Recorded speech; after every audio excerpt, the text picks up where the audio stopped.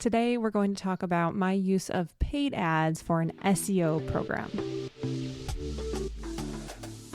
Welcome to the Up in My Business podcast with me, Lex Lancaster, where you'll get an inside look at all things tech, business, and my life as a physical therapist turned digital operations expert. You'll hear all about my lessons as a business owner, the ins and outs of tech for your business, and more. From SEO, websites, and email marketing to automations, launches, and copywriting, I've got you. I'm so excited you're here. Let's dive in.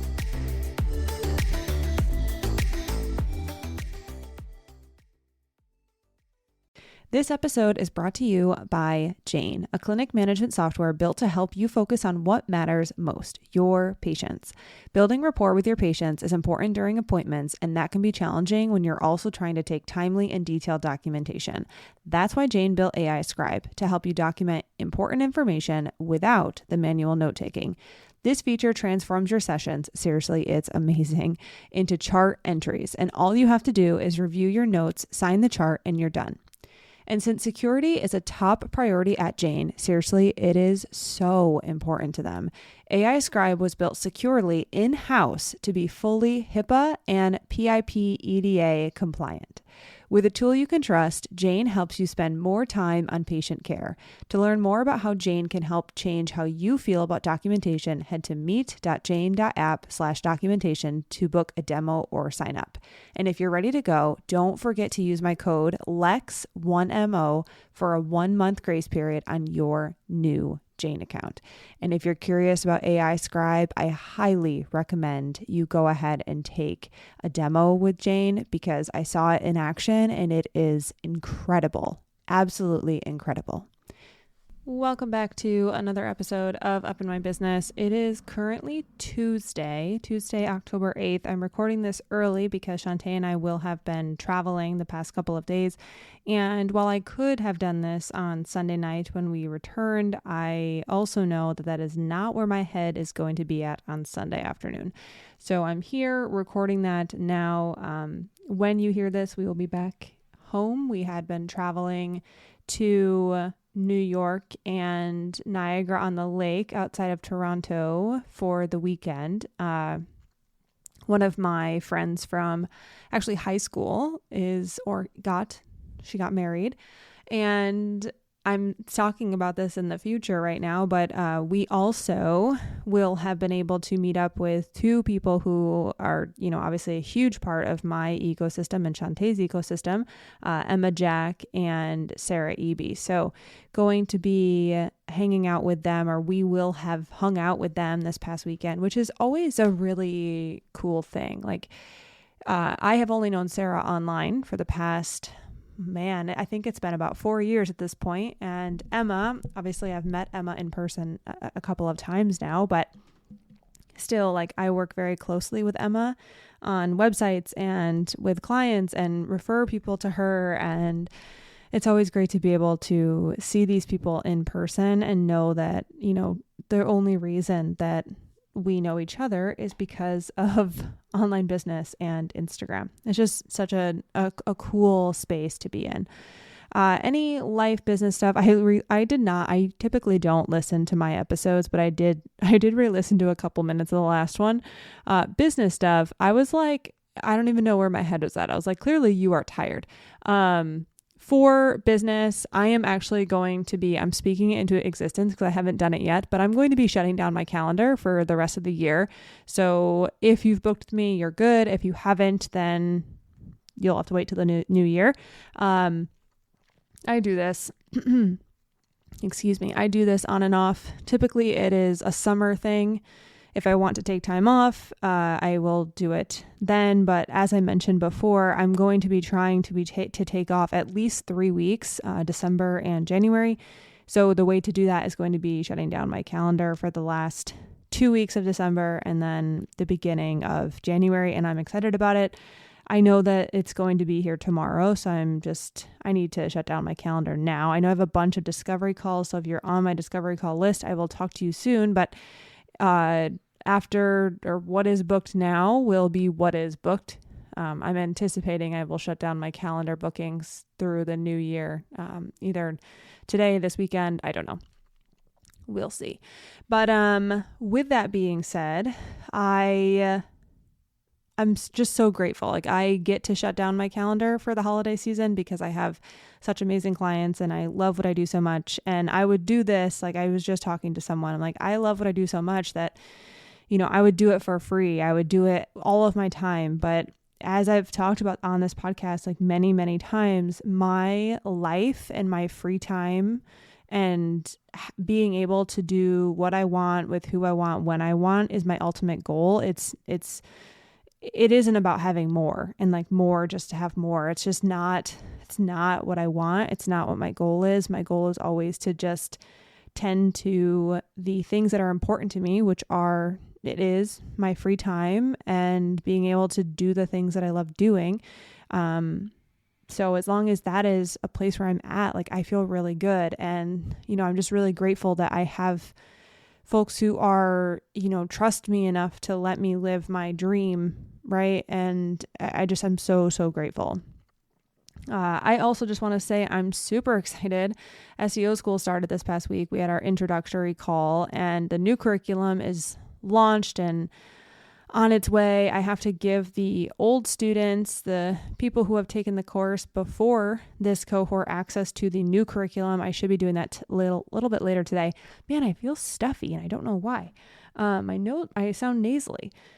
So welcome to the internal monologue.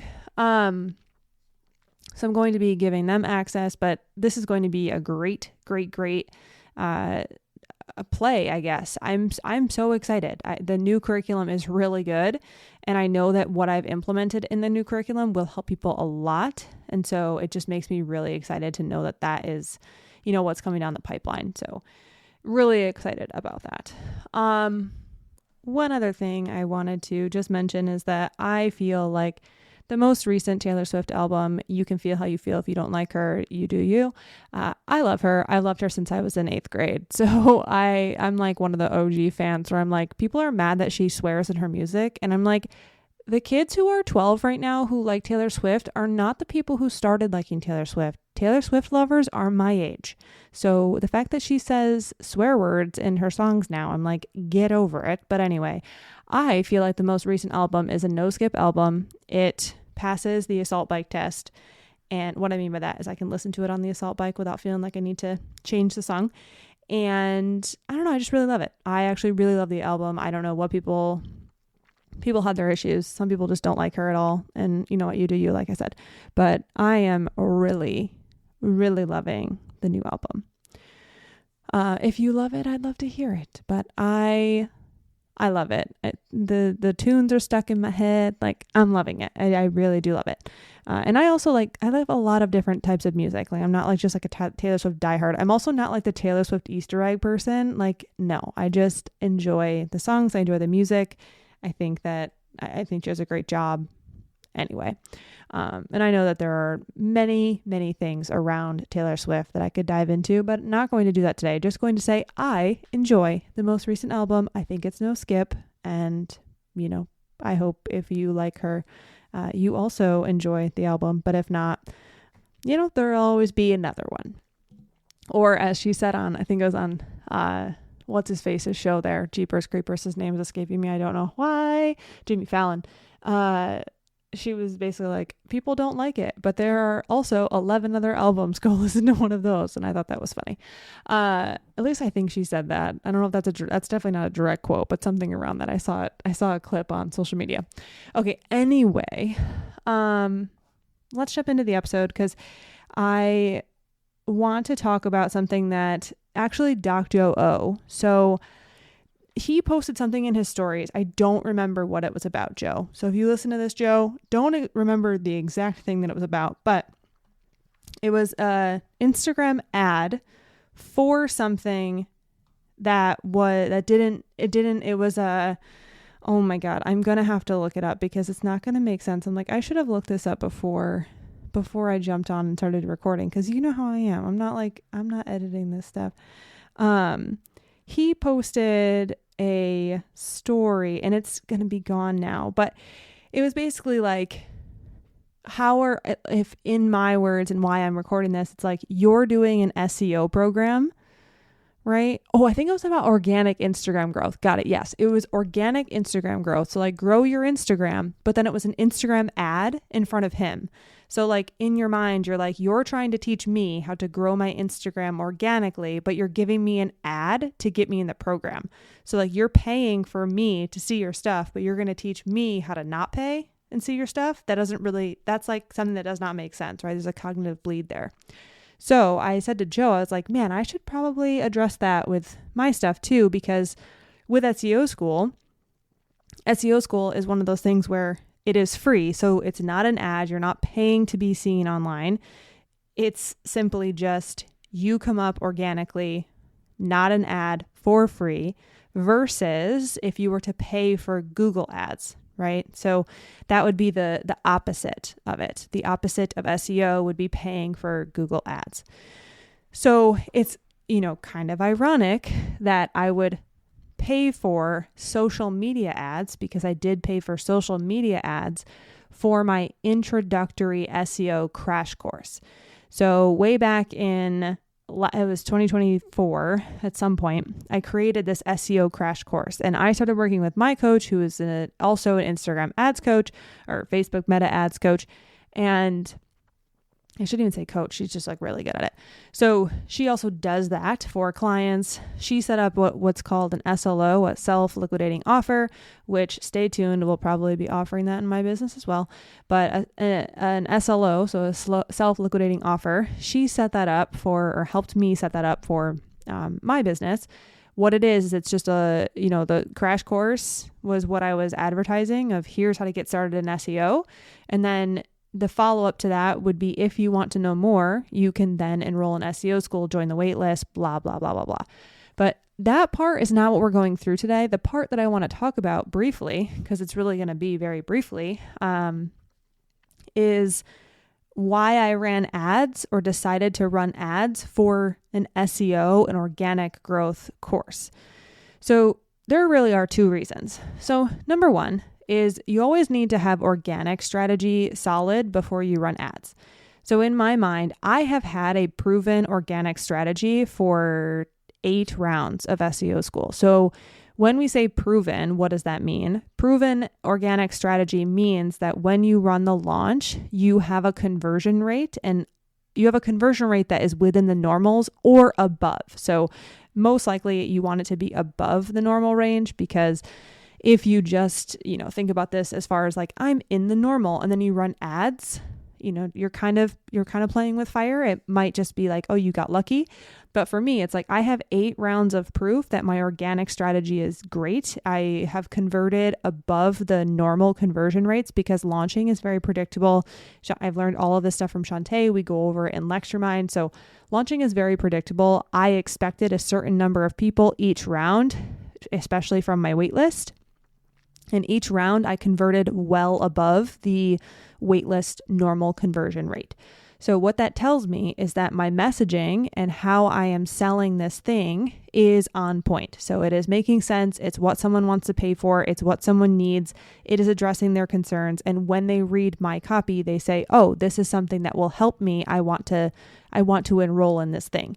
So with 8 rounds of proof of that, I decided that maybe I could start running ads in round 9 using that copy and using that strategy, because you know what, let's try to get more people on the wait list. Let's try to get more people in the program, because I would love to help more people learn this stuff. And if not me, then who? So I decided to run ads because my proven organic strategy is there. And that's why I invested in a paid strategy next. And that follows the same protocol of, I will tell people, make sure you have your SEO in check before you start running Google ads, because you need to have a proven organic strategy first before you pay money to send someone to a website. Because if you go paid first, you have no idea how your stuff converts.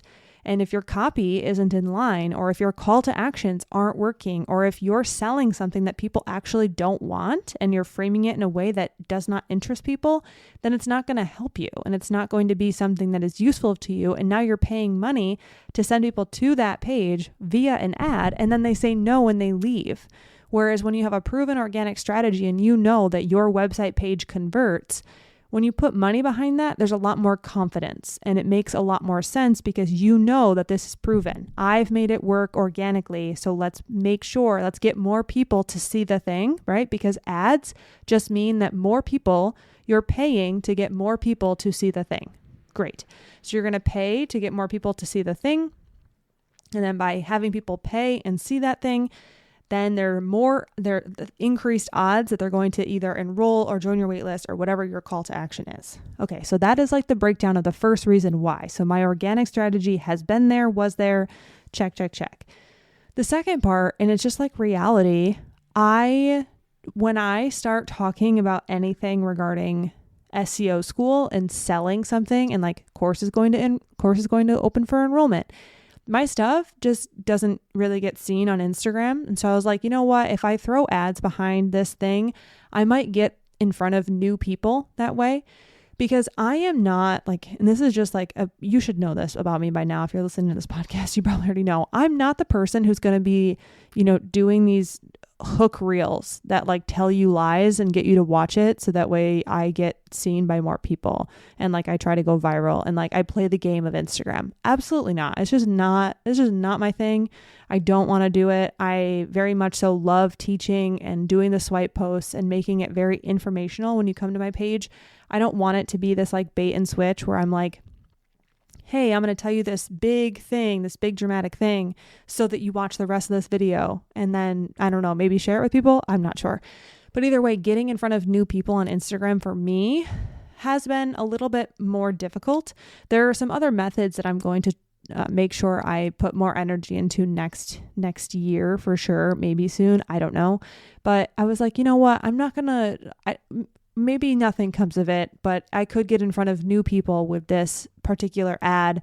And honestly, like if they're going to find somebody, I would love for them to find me. I would love for a health and wellness professional to find me to help them with SEO than someone who's going to bait and switch them or tell them a lie or bamboozle them into buying something they don't need or whatever. And I'm like, you know what, if I can get in front of people and I can get in front of new people, because I want to make sure I'm very clear. The people who I have in my community are amazing. Like I love my Instagram community. I love the folks that are there. And I enjoy it so much that, opening up the doors, and I'll get into that in a second. But like, my whole goal wasn't like, this audience isn't good, I want to get in front of new people to make it better. It's just like, can I help more people by, showing my content to other people? Because, when my clients share me in their stories, I typically will get someone who sees my stuff, who might be friends with them, who, then comes to my page and they might follow me, they might like a post, whatever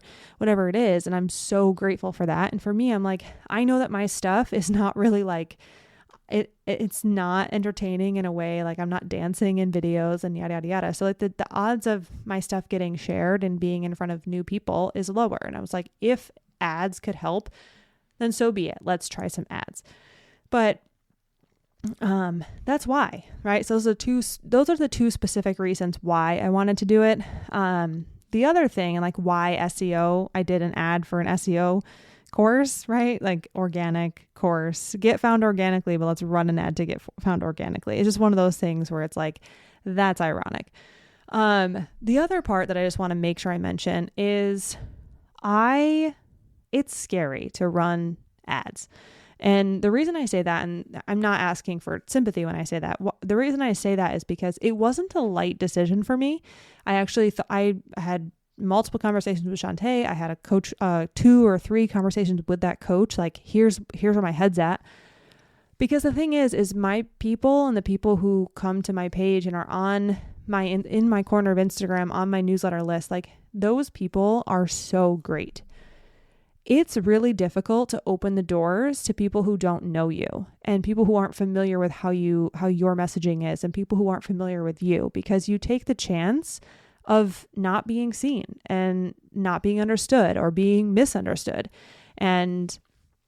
or like people making misjudgments or assuming you do something that you don't do.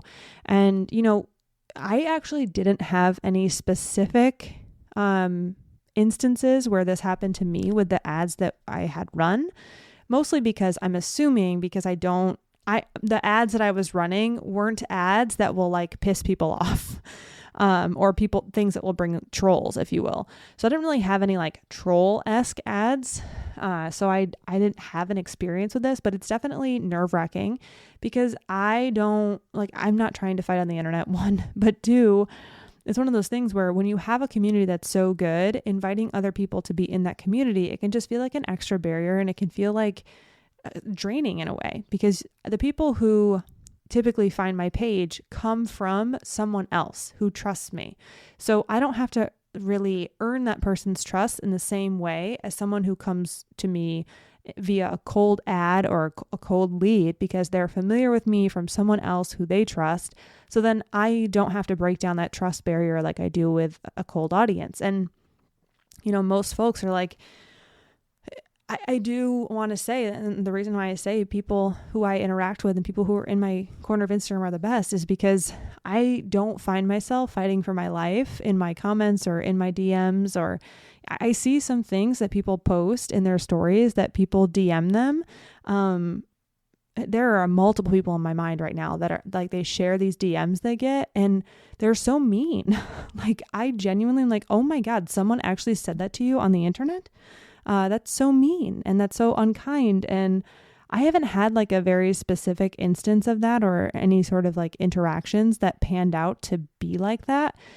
And so like to know that someone could come in the audience and expect something that I don't offer, or something that I'll say tolerate in my community too. Like it's scary. So I just wanted to be super, open about the fact that I didn't, sit down at my desk and be like, yeah, buddy, let's run ads. I'm so excited. If anything, I was like, I don't know if I want to do this. And the other thing too, it's like, I do feel like part of it when you go to run ads, or when I sat down and thought about if I want to run these ads, I'm just like, why am I doing this? What is the goal? And in my mind, I was like, am I doing it to get more people in my ecosystem to make more money? Like, is that the goal? And then for me, it ultimately came down to no, like that's not my why. My why is like, I am so frustrated with the misinformation that I see online that if these other people, because believe it or not, once you start running SEO ads, you see everybody else's SEO ads. And I've seen some ads and I'm just like, oh my God, that is not true. Or, oh my God, that is something that is not actually going to happen. Or, wow, that person is saying this thing that isn't even, it's not true. It's blatantly untrue. And you don't know any better. As a consumer, you don't know any better, because it's like going to a doctor and them telling you like, oh, don't ever go for a run again because you have arthritis in your knees. And you're like, oh, I don't really know any better. And this doctor must know because that's what they do for a living. So of course I'm going to start listening to them. So when it came down to it, I actually like had to talk myself into it. And I was like, okay, if I run this thing, if I get in front of more people with this thing and someone learns what SEO is from me, and I'm not trying to like bamboozle them into this free thing or this paid thing that gives them nothing in the long run, like, will that help the greater good, if you will? If we can, I mean, it's friggin' SEO, it's not that serious, but will that help other people in a way that feels good for me? And ultimately I was like, yeah, like I can confidently say like, yes, I do think this would help people. I think it would be beneficial for people to have somebody to learn from that, at the end of the day has their best interest at heart, because I don't think that's everybody. And eventually I was like, okay, I'll do it. I can do it. And again, like I had said, I want to give you the actual thought process around this and my thoughts and feelings and where my head was at when this came to my attention and when it was brought up to me, like maybe you should do this. So that's where my head was at. That's what I was thinking. That's why I did it for SEO, a paid ad for SEO, an SEO course. And hopefully that helps it make a little bit more sense and also fits into the same message I've had for a very long time of you need to maximize organic first before you go paid. For me, I have maximized organic reach on Instagram. I'm going to say like for the most part, as far as like I could probably do more reels. I could probably edit in the Instagram edits app and like my stuff could probably get shared more. I don't know. Could I get more reach? Maybe. I also sit there and look at analytics and stats? Absolutely not. Like I can't tell you the last time I opened up the analytics section of Instagram. So it's not organic to me. I've like reached the point of organic posting. Check. And then 2, it's like I have reached organic proof with SEO. Like I have the messaging dialed in, at least from statistically of, past cohorts, what have you. And so for me, it's like, this just makes the next step to be ads in order to get more people top of funnel, more chances for them to be exposed to my messaging, the way that I teach and the information that I teach. And then maybe they end up, hanging out in the ecosystem and they might learn more from me, or they might, get the SEO crash course, or just follow me on Instagram and, never actually invest in anything with me. And that's also fine. Like we know that I love to teach on Instagram. So it's not like a make or break it for me as far as like, this is what I'm doing and this is going to be the outcome. Wow. I actually ended up talking a lot more than I assumed I would about that. Okay. Well, that's all I've got for you. I hope that helps if you were curious, if you were thinking that also was ironic. And also shout out to Dr. Joe for sharing that from another creator, because it did prompt me to be like, man, like I really should address that. So thank you to Joe. But other than that, that's all I got for you. I, again, hope you always have a lovely week. Thank you so much for listening. I will catch you next time.